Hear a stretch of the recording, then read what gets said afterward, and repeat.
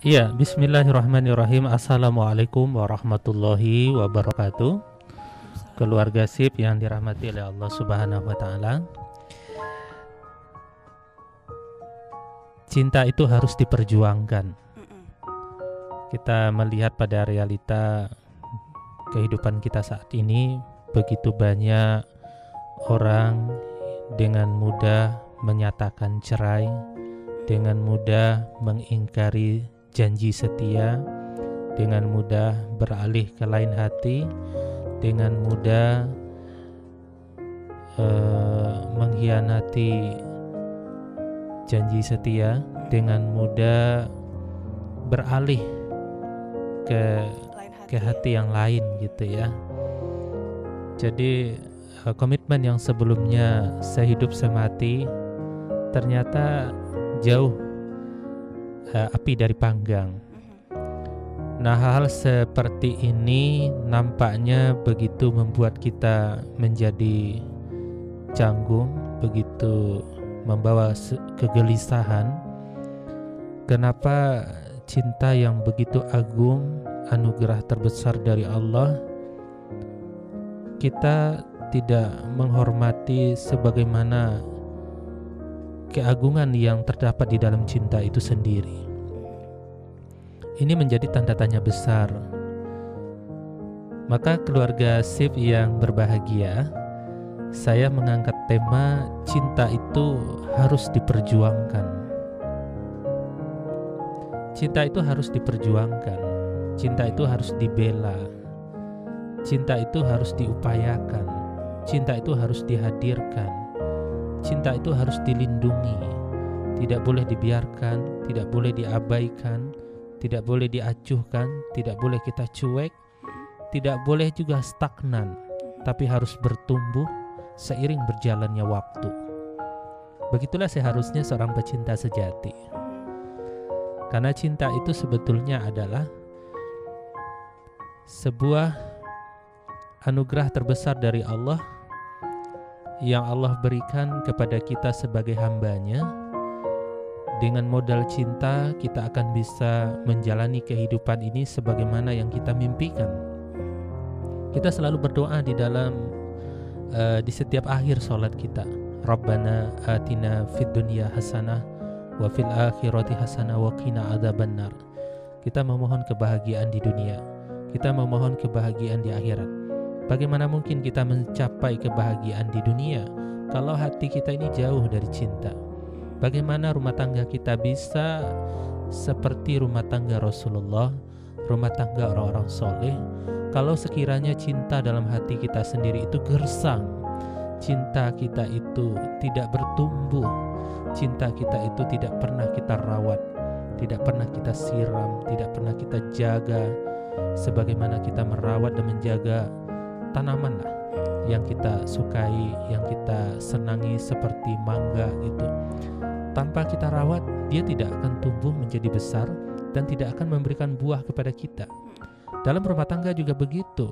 Ketika cinta itu tidak kita rawat, kita tumbuhkan, kita bangun, maka kita tidak akan menikmati kebahagiaan dalam rumah tangga kita.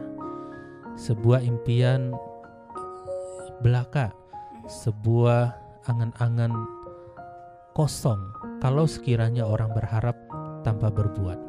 Albert Einstein mengatakan, orang yang menginginkan hasil yang berbeda tapi tetap melakukan hal yang sama, cara yang sama, maka itulah makna dari orang gila. Tentu kita tidak mau disebut sebagai orang gila.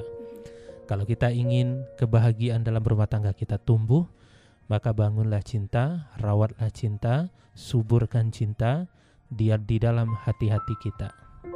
Mungkin itu Kak Uci. Oke deh, itu berarti emang harus ada pengorbanan ya, kayak diibaratkan tadi ke tanaman, kita harus memupuk memupuk tanamannya, menyiram setiap hari gitu ya. Ada hal-hal yang harus kita lakukan ternyata keluarga SIP, nggak dibiarin aja cintanya stagnat ya Ustadz ya. Iya.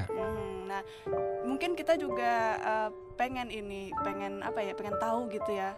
Mungkin dari kisah, kita bisa belajar dari kisah gitu ya Ustadz ya. Bagaimana sih cinta yang diperjuangkan, pengorbanan cintanya seperti apa gitu ya. Kita akan dengar juga nanti dari Ustadz Ali bagaimana sih kisah yang berkaitan dengan topik kita kali ini, cinta harus diperjuangkan ini ya Ustadz. Nanti bakal kita lanjutkan kembali, kita istirahat dulu Ustadz ya. Dan keluarga SIP tetap setia di 105,8 Radio SIP FM. Nanti Uci bakal terima atensinya di 0822 68114887. Nah ini sudah ada satu pertanyaan yang masuk melalui WhatsApp kita nih Ustadz, nanti bakal kita bacakan. Oke, tetap setia di 105,8 Radio SIP FM dalam program Rumahku Surgaku.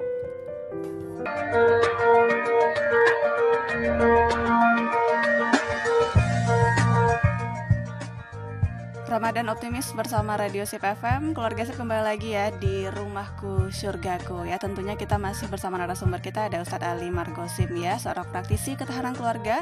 Dan tentunya program Rumahku Surgaku juga didukung penuh oleh UPZ Yayasan Alumni Fakultas Kedokteran Universitas Andalas ya. Dan kembali Ucu ingatkan, untuk Anda yang ingin bertanya ataupun mau konsultasi seputar keluarga Islami, silahkan dikirim saja pertanyaannya ke 082268114887 melalui WhatsApp ya.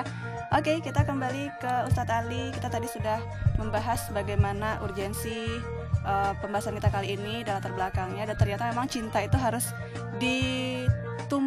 dipupuk gitu ya, agar tumbuh selalu gitu ya Ustadz ya. Dan mungkin di segmen kedua ini Ustadz kita bisa berikan contoh kisah lah gitu ya, yang berkaitan dengan perjuangan cinta ini Ustadz. Silakan Ustadz. Iya, keluarga SIP yang berbahagia, ketika kita mengambil ibroh, mengambil contoh kepada manusia, mungkin itu tatarannya cukup tinggi begitu ya. Apalagi kalau kita mengambil contoh kepada orang-orang soleh begitu, mereka kan orang-orang soleh gitu. Apalagi kepada para nabi, mereka kan utusan Allah gitu, orang yang gitu suci ya. Gitu. Kita kan gak suci. Maka para hadirin yang dirahmati oleh Allah Subhanahu wa Ta'ala, kita ambil contoh yang di bawah kita saja. Contohnya apa? Kita ambil dari kalangan binatang atau dari kalangan hewan. Contoh ikan. Siapa sih yang tidak kenal dengan ikan arwana? Ikan arwana ini adalah simbol kesetiaan dari jenis binatang. Kenapa saya katakan simbol kesetiaan? Begini.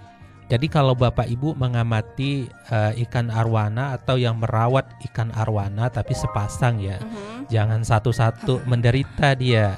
Karena ikan ini dia sama dengan kita. Butuh pendamping ya. Iya, dia butuh pendamping begitu. Dia juga punya sisi perasaan yang juga cukup halus ke ikan ini. Jadi ikan ini yang pertama dia setia selagi pasangannya itu masih ada, belum digulai atau digoreng oleh orang lain, dia tetap setia berdua gitu. Dia kemana-mana berdua, ya kan, walaupun dalam satu kolam atau dalam satu akuarium atau sungai, dia tetap berdua kemana-mana, sepasang jantan betina. Nah, hebatnya Bapak Ibu sekalian yang dirahmati oleh Allah Subhanahu wa Ta'ala, ketika si jantan tahu bahwa pasangannya yang betina ini tengah hamil ya atau bunting, yaitu dia bertelur ya. Ya, dia artinya di dalam kandungannya itu sudah banyak telur, mungkin ribuan telur di dalam perutnya itu.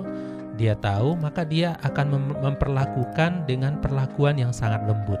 Dia selalu mendampingi, ya kan, tidak pernah jauh gitu. Kemana-mana berdua ini ikan. Kemana-mana berdua gitu, selalu dekat, tidak pernah cekcok ya, apalagi main tabrakan enggak, jadi berdua lembut gitu, indah banget dilihat. Nah, saatnya si betina dia bertelur ya, telurnya keluar ya kan, ditemani saat bertelur, maka setelah itu si jantan akan mengambil nafas dalam-dalam, kemudian telur tadi itu mulai dimasukkan ke dalam mulutnya itu dengan lembut, sehingga semua telur tadi yang dikeluarkan oleh si betina disimpannya ke dalam perutnya si jantan, disimpannya semua. Nah, setelah semua telur itu masuk ke dalam perutnya, maka itulah awal di mana si jantan tidak akan pernah lagi membuka mulutnya dan juga makan selama 50 hari. Selama 50 hari si jantan ini puasa.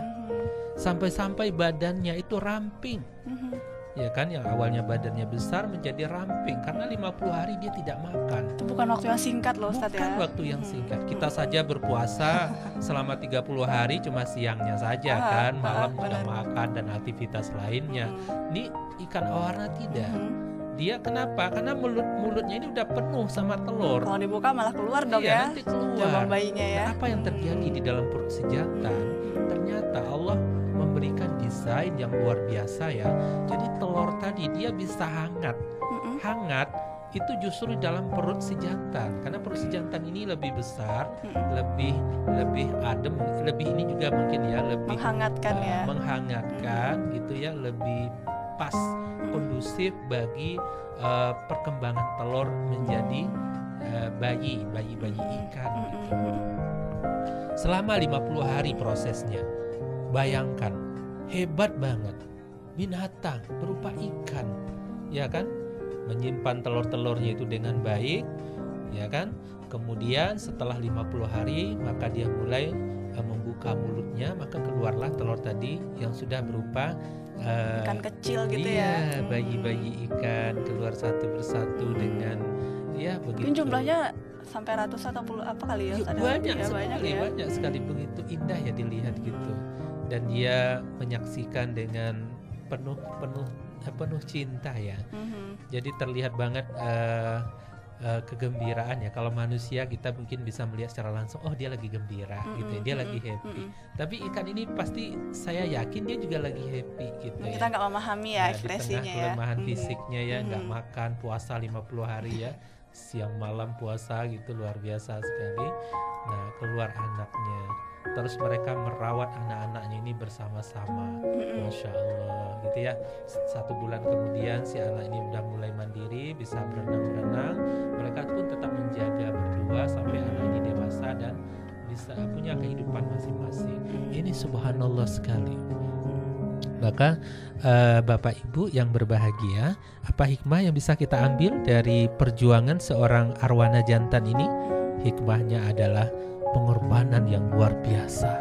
Puasa dia selama 50 hari, ya kan, demi menjaga buah dari cinta mereka berdua. Puasa, ya kan, puasa dia. Nah, kemudian yang kedua, bagi kita pecinta burung lovebird ya, lovebird ya, burung cinta ya, itu juga saya mengamati dengan seksama dalam waktu yang cukup lama ya. Walaupun saya tidak begitu hobi merawat burung, karena pertama, sekalipun saya beri sangkar dari emas, saya meyakini burung itu pastilah dia tidak bahagia ya, menderita gitu, tertekan. Tapi ada ibrahnya juga yang bisa kita ambil di dalam sebuah sangkar yang besar, di mana di sana dia bisa ada berkoloni-koloni ya, ada mungkin 5 pasang, tapi lovebird ini ya kan, pasangan A kita kasih mungkin tanda ya, penanda gitu ya, mungkin dengan benang merah, pasangan B benang hijau, pasangan C benang putih gitu ya kan. Nah, ternyata setelah 3 bulan mereka bercampur ya kan, berdua kemana-mana, itu tetap dengan pasangannya, tidak pernah gonta-ganti pasangan. Tahu ya, tahu. Yang Bahkan tidur pun dalam sarangnya yang memang untuk berdua itu, dia itu tidak pernah ketukar pasangannya.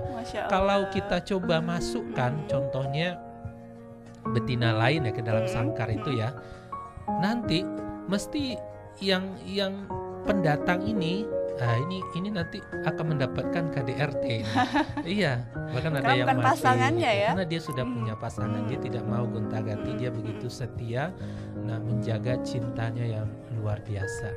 Nah, jadi hadirin yang dirahmati oleh Allah Subhanahu wa taala, sehingga komitmen, kemudian kesetiaan dari hewan-hewan pun, dari binatang pun Allah berikan pelajaran bagi kita. Mereka saja yang tidak punya akal, tidak punya iman ya, beda dengan kita. Ada akal, ada iman dengan yang dituntun dengan Al-Quran dan Sunnah Nabi SAW, sudah pastilah kita mestinya jauh lebih baik dari mereka, ya kan? Kita tentunya bisa memilah dan memilih ini yang baik, ini yang buruk. Inilah komitmen seorang pecinta sejati, seorang hamba Allah yang mesti menjaga janji-janji, ya kan? Kemudian menjaga keluhuran dan kemurnian dari cinta itu sendiri. Maka hadirin yang dirahmati oleh Allah Subhanahu wa taala. Nah, dengan belajar dari itu mestinya kita tahu bahwa berumah tangga itu seperti orang yang berlayar di tengah lautan. Kadangkala laut itu tenang, ya kan, anginnya pun begitu sepoi mendukung, ya, nyaman kita di sana. Tapi ada kalanya airnya itu akan bergelombang, badai besar, petir halilintar akan datang, dan itu akan cukup membuat kita ketakutan, penuh dengan kewaswasan, kecemasan, kekhawatiran, dan segala macam beraduk semua itu. Nah, kondisi-kondisi seperti ini mesti ada. Pasti ada kondisi di mana kita mungkin betul-betul berada di bawah, betul-betul berada di posisi terjepit gitu ya, di mana masalah datang bertubi-tubi. Masalah itu bisa jadi dari diri kita sendiri, mungkin dari kekhilafan kita, kesalahan kita, atau berasal dari pasangan kita, orang terdekat dengan kita, yang kan, mertua, kakak, adik, saudara, tetangga, dan segala macam. Atau memang ada orang-orang yang memang tidak baik akhlaknya, nakal gitu ya. Nah, maka satu modal yang harus kita miliki adalah milikilah semangat pengorbanan ini dalam diri kita, bahwa cinta itu butuh pengorbanan. Cinta itu tidak bisa seindah film drama Korea yang isinya hanya ya asmara, rindu, cinta begitu. Tidak bisa. Yang namanya hidup itu berjuang. Perjuangan itu tidak selalu datang. Ada kalanya mendaki, menurun gitu ya. Ada kalanya kita ketakutan, kecemasan, dan itulah hidup. Nah, ketika ketakutan itu datang, kecemasan itu datang, kekhawatiran itu datang, hidup penuh dengan masalah itu datang, maka kita hadapi dengan sabar. Orang yang bisa bersabar itu sesungguhnya orang yang tengah berkorban, ya kan, dia mesti berkorban. Pertama mungkin korban perasaan. Aduh, kemudian yang kedua ya, korban perasaan, ya iyalah, semesti begini. Walaupun rambut kita sama hitam, kecuali nanti udah jadi kakek nenek ya. Nah, tapi sukses tuh udah kakek nenek ya kan. Rambut kita sama hitam, tapi cara berpikir, latar belakang, frame berpikir setiap orang itu berbeda-beda, dipengaruhi di mana dia tumbuh dan besar. Lingkungan lagi dia ya. kan lingkungannya, dia bergaul dengan siapa, budayanya bagaimana, habitnya seperti apa, banyak faktor yang mempengaruhi. Nah, orang yang berbeda, yang baru kita kenal mungkin sebulan 2 bulan gitu, tiba-tiba sekarang satu kamar dengan kita gitu ya kan. Siapa nih orang gitu siapa ya? nih orang ya kan, apalagi dia jauh di tanah seberang, kita di sini ya kan, asam di gunung, garam di laut, tiba-tiba ketemu di kantor KUA. Oh, di kantor KUA ya. Kira tadi di belakang dalam gulai gitu ya. Iya dong. Ketemunya di kantor KUA ya, jadi santapan bersama. Nah, hadirin yang dirahmati oleh Allah Subhanahu wa taala, jadi pengorbanan dari kita itu adalah sudah hal yang semestinya kalau kita adalah seorang pecinta sejati. Dan memang orang-orang yang para penghuni surga itu adalah orang-orang yang memuliakan cinta. Banyak orang itu tidak bisa membedakan mana yang cinta, mana yang syahwat. Dia tidak bisa membedakan. Kerancuan inilah yang sering membuat hidup itu menjadi menderita. Cinta itu sebetulnya ada 3 komponen di dalamnya. Yang pertama adalah karim, artinya mulia. Orang yang memiliki cinta dalam jiwanya, pastilah dia berakhlak mulia, ya kan, perilakunya itu mulia, tindakan-tindakannya itu terpuji. Kemudian yang kedua adalah suci. Cinta itu suci. Cinta itu mesti terhindar yang namanya zina. Cinta itu mesti terhindar dari perbuatan maksiat gitu kan, kongkow-kongkow, menghabiskan waktu untuk hal yang tidak bermanfaat, berlaku hedon dan segala macam. Cinta itu mesti tunduk pada syariat Allah, pada aturan yang telah Allah tetapkan sebagai Sang Maha Pencipta yang memberi kita kehidupan dan yang memberi kita segala hal yang kita butuhkan dalam hidup ini. Yang ketiga adalah, yang pertama tadi mulia ya, yang kedua suci, yang ketiga indah. Nah ini nih bedanya jomblo dengan yang sudah menikah, mestinya berbeda. Kalau saat jomblo mungkin jarang senyum, setelah menikah mestinya banyak senyum gitu. Jangan sampai setelah menikah malah cemberut terus gitu, bertengkar terus gitu, malah tidak produktif seperti biasanya gitu kan, banyak melamun. Ini berarti ada kemunduran. Kemunduran seperti ini harus kita evaluasi, kita kaji, ada apa, ada masalah apa. Indah misalnya begini yang konkretnya, yang dulunya mungkin bajunya jarang disetrika ya, mau ke kantor gitu ya, apalagi kalau bujangan contohnya itu nggak begitu peduli. Setelah menikah ada yang menyetrikain jadi bersih, yang biasanya makannya mungkin nggak teratur, sekarang jadi teratur. Dulunya itu adalah langganan mah gitu ya, sekarang sudah sehat. Dulunya kurus krempeng, sekarang udah berisi gitu. Dulu itu kekanak-kanakan, sekarang sudah bijak gitu, sudah dewasa. Dulunya temperamen, sekarang sudah menjadi lebih sabar gitu, lebih dewasa dalam bersikap. Nah, hal-hal yang seperti ini sebetulnya yang ditunggu. Ya, yang ditunggu. Begitu juga dengan istri ya, apalagi tipikal istri dan laki-laki itu kan beda ya. Istri itu maunya disayang-sayangi gitu ya, diperlakukan, memang fitrahnya juga begitu. Dia tuh perlu pengayoman, perlindungan gitu kan, perlu perhatian yang lebih.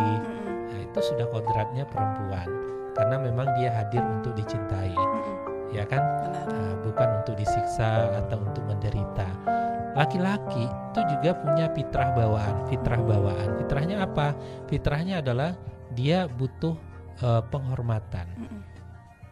Cobalah kalau ada dari suami yang membuat dia merasa tidak dihormati, pasti efeknya nanti adalah tempur. Ada perang ya? Ribut, perang ya kan? Perang piring, perang sendok, perang gelas nanti. Nah ini tidak bagusnya. Jadi itu kata kuncinya.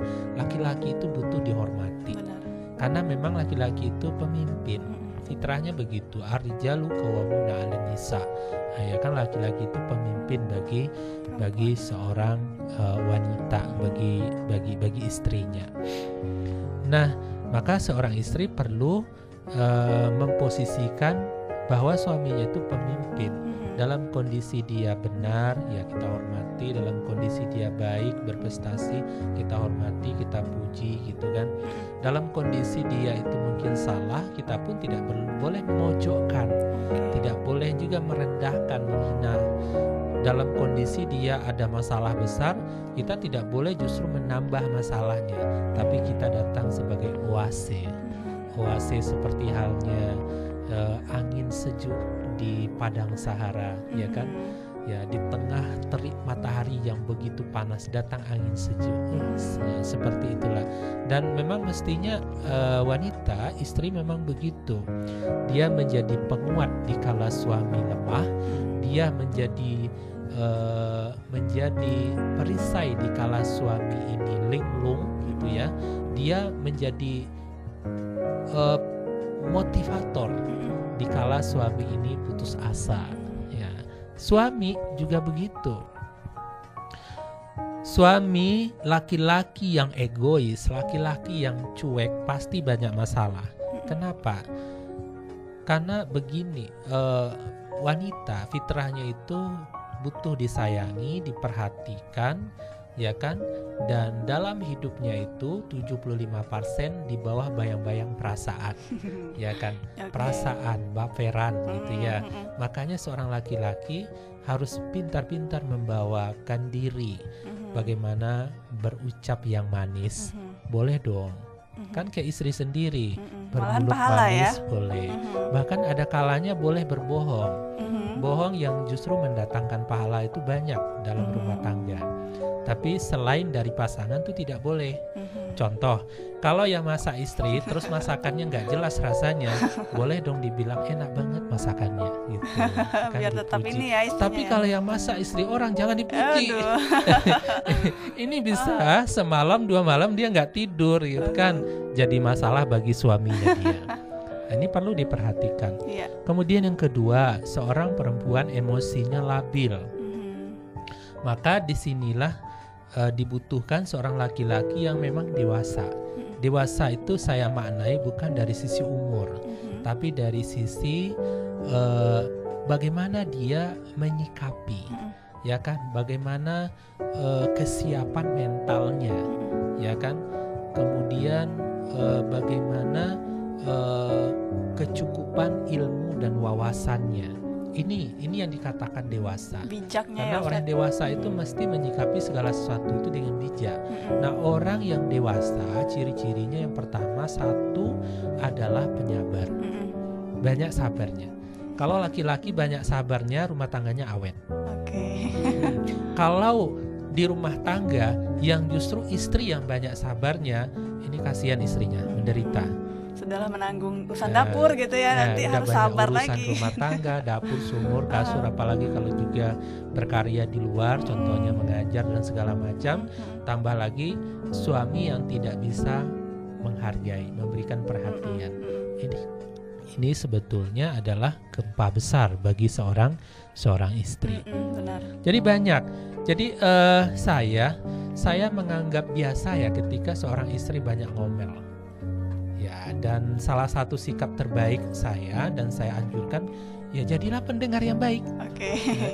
Jangan ditimpali setiap omongannya, dengarkan baik-baik, didengerin baik-baik ya. Bukan berarti juga menunduk gitu ya, ketakutan enggak, tapi dengerin baik-baik. Jadilah pendengar baik, seperti atraksi drama di film gitu ya. Ada orang yang lagi marah-marah, ya kita dengerin aja ya sepuasnya ya. Kita jadi penilai, tim juri gitu.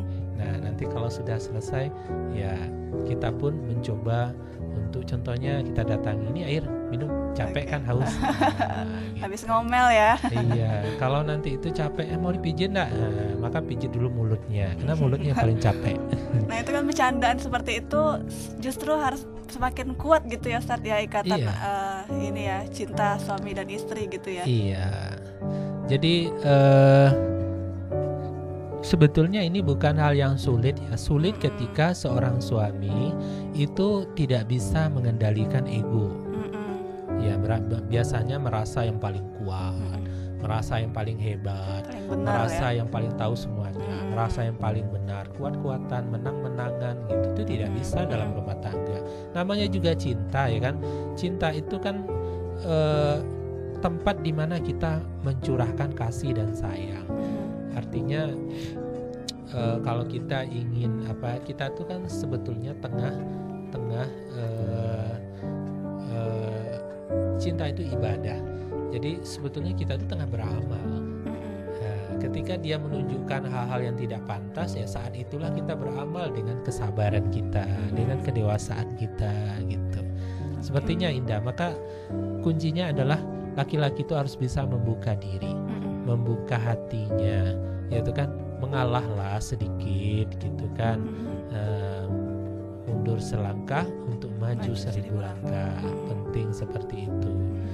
Nah, kemudian juga saya selalu mengatakan bahwa laki-laki yang paling seksi adalah laki-laki yang pandai dengan lisannya membuat istrinya senang. Ya, bisa dia dengan menggombal, dengan memuji, dengan berkata yang manis gitu ya, berkata yang baik, lembut gitu. Itu makna. Jadi saya waktu di tanah seberang itu menyaksikan, wah ini gimana sih ini laki-laki ini istrinya hasil pelet ya. Kenapa Karena bisa berpikiran beda seperti itu, Ustaz? banget itu kan, istrinya cantik banget dan dia Oh, nggak oke. karuan bentuknya Mm-mm, gitu. mm-mm. Tapi kenapa si perempuan mau? Ternyata si suami ini punya kelebihan. Kelebihannya apa? Lisannya ya. Pandai ngomong. Oke, di lisannya. Ketika dia berbicara, Mm. maka si perempuan tadi yang istrinya saat ini itu hatinya begitu tenang, Tersanjung meliuk-liuk, ya. kelepek-kelepek dia terbang jauh ke langit yang tinggi gitu. Itu kan penting sekali. Benar. Penting sekali, asalkan jangan istri orang. Asalkan yang halal ya. Ya yang Oke. halal. Mungkin begitu Kang Uci. Oke, nah kita ke pertanyaan yang udah masuk ya Ustadz ya. Ini ada satu pertanyaan yang masuk melalui WhatsApp kita ini dari hamba Allah di Simpang Gia katanya. Assalamualaikum Ustadz. Waalaikumsalam warahmatullahi wabarakatuh. Saya mau bertanya, kenapa sering saya dengar dari orang-orang yang sudah berumah tangga katanya cinta pada pasangan itu biasanya memudar setelah masuk tahun kelima pernikahan. Hati-hati katanya. Apa yang menyebabkan cinta itu bisa memudar Ustadz? Kemudian apa yang bisa kita lakukan ketika pernikahan itu diambang kehancuran katanya. Nah ini seperti apa Ustadz? Silakan. Iya. Cinta yang memudar. Kenapa cinta itu memudar? Kita bagi perempuan dia suka perhiasan ya, emas gitu. Emas itu semakin ditempa, semakin maka dia kan semakin mengkilat. Iya. Nah, atau kalau kami laki-laki ada pisau atau pedang, ya kan? Pedang itu semakin ditempa, maka semakin tajam. Kita yang mestinya yang sudah menjalani rumah tangga 1 tahun, 2 tahun semakin lama, artinya durasi waktu untuk menempa diri dalam keluarga itu kan semakin panjang. Iya. Mestinya cinta kita itu semakin membaik. Inilah yang saya bahasakan dengan cinta yang bertumbuh. Cinta itu akan tumbuh dikala satu, ya kan, pasangan pasutri itu selalu berupaya memperbaiki diri, belajar, long life education, belajar tiada henti, sepanjang hayat belajar. Jadilah pembelajar sejati, belajar gimana nih menjadi seorang istri yang baik gitu. Kita belajar dari persoalan-persoalan hidup. Contoh habis bertengkar, kenapa tadi saya bertengkar? Apa masalahnya? Kenapa suami saya marah? Kenapa istri saya ngambek? Ada apa? Oh berarti dia nggak suka begini, tipikalnya begini. Repotnya itu adalah suami nggak mengerti tipikal istrinya. Bagaimana sikap istrinya, bagaimana kebiasaannya, hal yang disukai, hal yang tidak disukai. Ada yang tidak mengerti, padahal menikah sudah 5 tahun, 10 tahun. Ini masalah sebetulnya. Artinya kita tidak mengenal objek, ya kan? Kita tidak mengenal dengan siapa kita bergaul.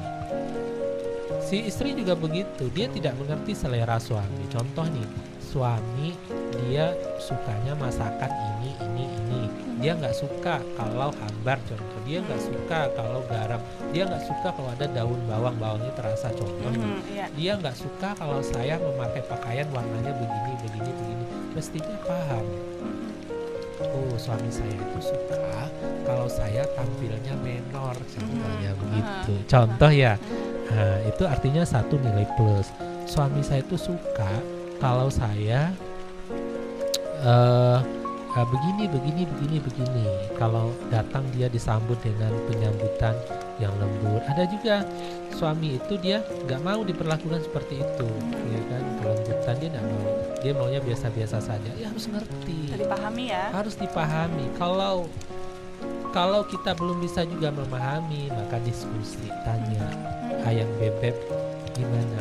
Apa yang kamu sukai dari saya dan yang tidak kamu sukai? Tanya. Kemudian apa saran ke depannya?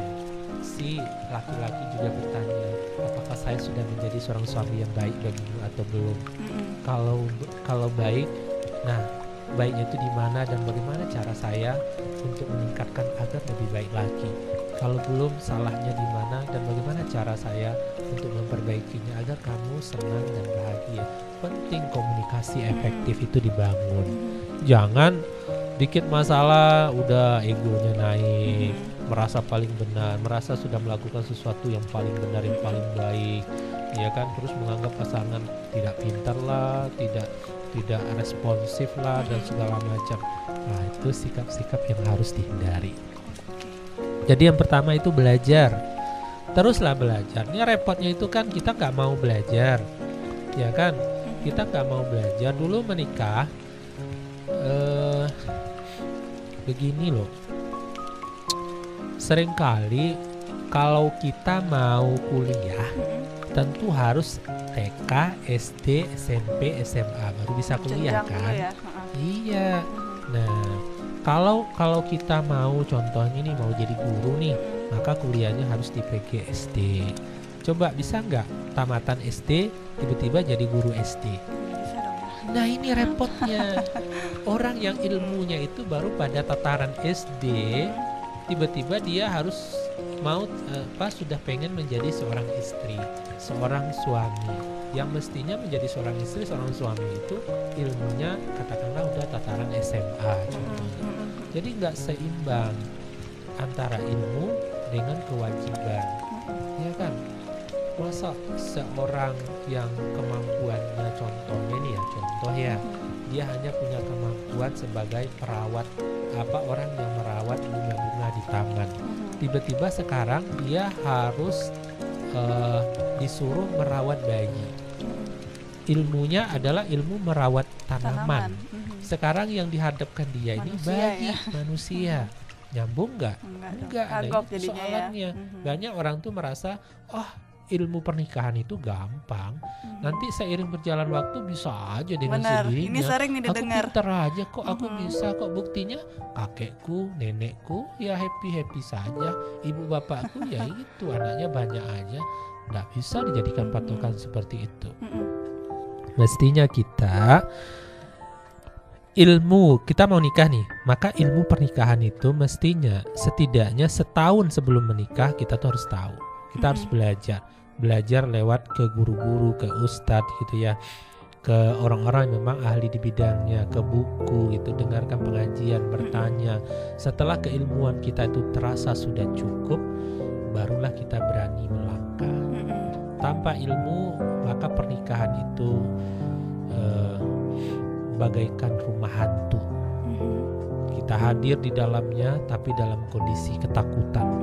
Bagaimana nggak takut? Karena pertama kita nggak mengerti siapa pasangan kita. Kita nggak mengerti bagaimana memperlakukannya, ya kan? Kita juga tidak mengerti juga. Tanpa ilmu, pernah nggak melihat katak dalam tempurung? Pernah ya? Jadi kalau di desa-desa ada kelapa itu berlubang, mungkin habis dimakan sama tupai. Nah, kemudian jatuh ke bawah, seminggu kemudian akan masuk katak lewat lubang yang kecil. Apa kata si katak? Dunia ini begitu sempit. Hanya ada saya di sini dan saya rajanya. Saya serba tahu. Saya serba bisa. Ya kan?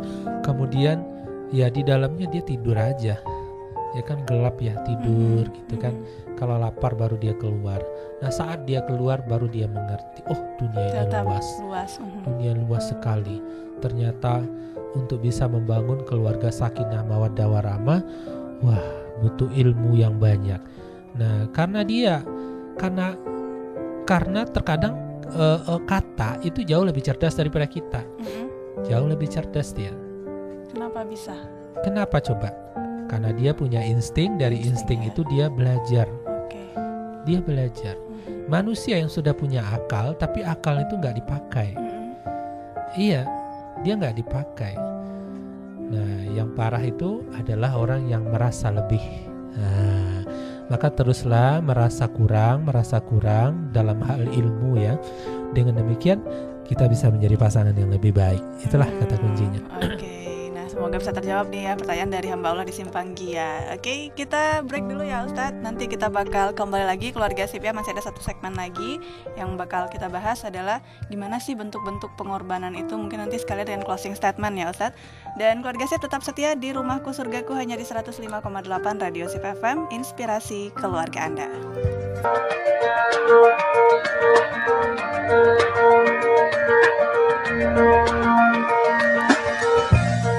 Ramadan Optimis bersama Radio Sip FM. Kembali lagi di Rumahku Surgaku Keluarga Sip ya. Dan kita masih membahas tentang cinta harus diperjuangkan ya. Masih bersama Ustadz Ali Margosim ya, seorang praktisi kesehatan keluarga. Dan mungkin kita bisa lanjutkan kembali nih Ustadz, mumpung masih ada waktu kita berapa menit lagi. Kali ini kita bakal bahas kira-kira hal-hal yang harus kita lakukan, atau katakanlah bentuk-bentuk pengorbanan itu seperti apa nih Ustadz. Silakan Ustadz. Iya, keluarga Sip yang berbahagia, cinta itu harus diperjuangkan. Cinta itu harus dibela. Cinta itu harus dihadirkan. Cinta itu harus ditumbuhkan. Dan itu semua membutuhkan pengorbanan dari kita. Apa yang bentuk-bentuk pengorbanan kita? Nah, sebagai pasangan yang baik, maka pengorbanan kita yang pertama adalah yang saya sebut dengan pemikiran. Kita harus dari waktu ke waktu bertumbuh dalam hal kemampuan. Kita harus memberikan waktu kita, memberikan tenaga kita, bahkan biaya, bagaimana kita terus bertumbuh sehingga kita bisa menjadi pribadi yang lebih cerdas, yang lebih memahami siapa pasangan kita, sehingga kita pun bisa memberikan perlakuan, sikap terbaik kita untuk orang yang kita cintai itu. Pertama, pemikiran. Belajarlah, banyaklah mendengar, banyaklah berguru. Dengan demikian kita akan tahu bahwa al-ilmu nur. Ilmu itu cahaya yang membawa kita pada kebaikan hidup, kebahagiaan, dan insya Allah sampai pada determinasi terakhir kita, yakni jannahnya Allah Subhanahu wa Ta'ala. Sesuai dengan nama program kita, Baiti Jannati, Rumahku Surgaku. Surga kecil kita di dunia ini adalah keluarga kita. Jadi jangan diabaikan. Nabi SAW pun juga mengatakan, wa khairukum khairukum min ahlihi wa ana khairukum li ahli. Orang yang paling baik pada keluarganya di antara kalian adalah sebaik-baik di antara kalian adalah orang yang paling baik terhadap keluarganya. Dan orang yang paling baik terhadap keluarganya itu adalah saya, kata Nabi SAW. Kita lihat bagaimana Nabi memuliakan istrinya begitu. Bagaimana Nabi mau menjahit pakaiannya sendiri, kemudian ya sandalnya yang putus, membantu Aisyah gitu ya kan, memasak. Ketika masakannya kurang enak, Nabi menyampaikan sarannya dengan cara-cara yang sangat menyentuh hati Aisyah. Begitu juga bagaimana Nabi memperlakukan mungkin istrinya yang pertama ya, Khadijah ya. Ketika itu Khadijah masih hidup, bagaimana Nabi membersamai anak-anak ketika Khadijah mengurus rumah tangga. Ini satu contoh yang sangat baik. Jadi betapa banyak juga kita temukan para laki-laki yang gak mau ngurusin rumah. Itu kan urusan gengsi, ya? Perempuan gitu kan, dapur, sumur, kasur kan perempuan. Tapi Nabi kita orang yang maksum, orang yang terbebas dari dosa, ya kan, beliau memberi contoh. Orang suci memberi contoh kepada kita bahwa beliau ikut membersamai pasangannya, berbuat baik kepada pasangannya. Ya kan, kenapa tidak contoh ini ya, ketika istri memasak di dapur kita bawa anak-anak gitu kan. Ketika istri mungkin menyapu rumah, kita bantulah membersihkan cermin, kaca, kita lap gitu segala macam ya kan. Ketika istri mungkin menjemur mencuci pakaian, kita bantulah membersihkan halaman pekarangan dan segala macamnya. Nah, hal-hal kecil seperti itu makin menumbuhkan cinta di antara pasangan. Kemudian yang kedua adalah perasaan. Berikanlah perasaan. Perasaan yang saya maksud di sini adalah ketika suami berbuat salah, maka kita harus rela, ridho. Ketika istri tidak mampu memberikan pelayanan yang terbaik, maka suami ridho. Itu perasaan. Ketika istri tiba-tiba marah, ya kan, menggebu-gebu gitu, marahnya sampai keluar kata-kata yang tidak pantas, maka perlulah bagi seorang suami untuk berkorban. Apa itu? Sabar. Sabar, sabar. Urut aja dadanya. Sabar, sabar, sabar. Iya. Ketika mungkin terjadi perbedaan pendapat dan si istri merasa aku yang paling benar, aku yang tahu, pokoknya harus begini, pokoknya. Maka suami yang baik mengalahlah selangkah untuk maju 1000 langkah, begitu. Mengalah, kita dengarkan, oh begitu, kalau begini bagaimana, gini bagaimana. Bisa jadi dia ngotot karena ketidaktahuan. Maka kita berikan penjelasan secara bertahap, ya kan, dengan persuasif gitu, dengan bahasa yang menyenangkan. Itu penting sekali. Jadi yang kedua adalah perasaan, ya. Kemudian yang ketiga adalah waktu. Waktu. Contoh begini nih, ya kan, sebelum menikah kita nggak kenal ini. Kita sebelumnya itu berprasangka baik, husnuzon, dia bisa masak, contoh, ya kan. Ya namanya pasangan baru itu kan waktu dimana kita tuh berjuang. Ya ekonomi juga baru pas-pasan, bahkan mungkin sering kurang gitu. Kalau belanja terus di luar, ya berat di ongkos. Benar. Iya. Nah terus dibeliin bahan, ternyata istri kita nggak bisa masak, ya kan. Nah seorang suami yang temperamen, tidak ada rasa sabar, akan keluarlah kata-kata yang tidak enak dari lisannya. Maka suami yang bijak akan melakukan seperti yang dilakukan oleh Nabi ketika Aisyah memasak sup kepala kambing yang ternyata sup itu hambar gitu. Maka Nabi memanggil Aisyah ke sini, Humairah, ya kan, yuk kita makan bersama. Maka diciciplah oleh Aisyah, ternyata kok nggak enak ya. Jadi yang bilang nggak enak itu justru yang masak ya sendiri. Kalau begitu ini perlu ditambah daun bawangnya, ditambah ininya, lalu ditambahlah. Lalu jadilah sup itu lebih baik rasanya. Begitu cara-cara yang bijak. Begitu juga contoh ini mau lebaran, ya kan, istri minta, gimana nih Pak, gimana nih Bi, mau lebaran, baju hari raya nggak ada, maksud baju hari raya 2 tahun belakangan juga ya mau dipakai. Ya sementara kita mungkin karena masih berjuang, uang juga belum ada, apalagi masa pandemi. Maka sikap terbaik seorang suami bukanlah justru marah, kamu nih sih nggak ngerti kondisi, udah jelas pandemi serba susah kok begini, masih nuntut ini nuntut itu. Bukan. Maka sampaikanlah dengan cara yang baik, dengan cara yang bijak, hatinya tenang mendengarkan gitu, bisa menerima. Dan ya kalau kita pun nggak mampu beliin, yang penting dianya kan sudah tenang. Gitu. Bahasa yang indah itu perlu ditumbuhkan. Ya, tetap aja kami sering cekcok itu bumbu pernikahan. Ya, mesti ada. Karena kita ini bukan manusia yang sempurna. Kita punya kekurangan. Dan kehadiran kita justru adalah untuk saling melengkapi dan menyempurnakan satu sama lain. Begitu. Oke, jadi untuk memperjuangkan dan untuk berkorban dalam hal cinta tadi emang harus suami dan istri ya Ustadz ya, nggak bisa satu-satu jangan aja sendiri ya. aja, suami aja gitu, yang sabar terus menderita dia ya. Istrinya ngomel terus gitu ya, nggak bisa juga, harus dua-duanya saling support gitu ya, agar cintanya tumbuh dan berkembang, tercapailah yang namanya rumahku surgaku itu memang berasa gitu ya. Oke deh, sudah di penghujung waktu nih Ustadz ya, dan terima kasih atas motivasinya hari ini, dan semoga pendengar kita bisa mengaplikasikannya lah ya dalam kehidupan sehari-hari ya. Amin ya rabbal alamin.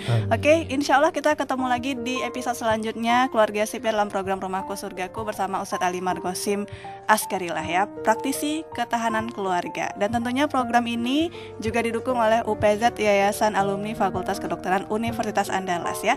Dan kita harus tuntaskan kebersamaan kita hari ini Keluarga Sip. Dan Ustadz Ali, selamat berlebaran untuk ini ya, udah Ramadan ke-29 ini ya. Oke, dan Keluarga Sip juga tetap setia mendengarkan Radio Sip FM. Uci pamit dan Ustadz Ali juga pamit. Kita akhiri dengan subhanakallahumma wa bihamdika asyhadu an la ilaha illa anta astaghfiruka wa atubu ilaik. Wassalamualaikum warahmatullahi wabarakatuh. Waalaikumsalam.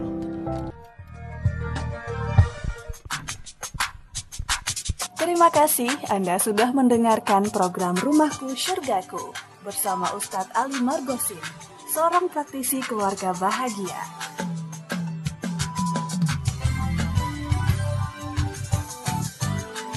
Rumahku Syurgaku, kerjasama Radio Sip FM dan UPZ Yayasan Alumni Fakultas Kedokteran Universitas Andalas. Dengarkan Rumahku Syurgaku Selasa pekan depan di jam 10 pagi hanya di Radio Sip FM.